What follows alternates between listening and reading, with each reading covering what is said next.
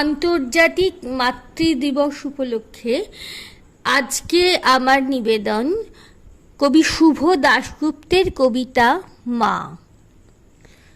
যখন ডাকি শিউলি হয়ে শরৎ তখন ভোরের হাওয়ায় বলে, কান্না রাখিস না, মা তো ছিলই, মা তো আছেই, সব খানেতেই মা।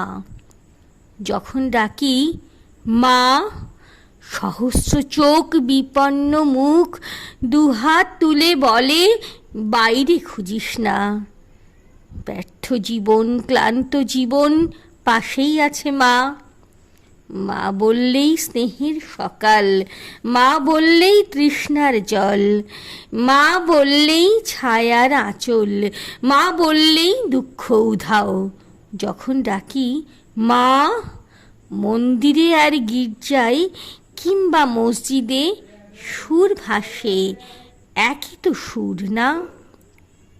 মানুষ বড় কষ্টে আছে, মানুষ বড় দুঃখে বাঁচে, মানুষ বড় যাতা কলে, মানুষ বড় চোখের জলে, এর নেই কি সান্ত্বনা?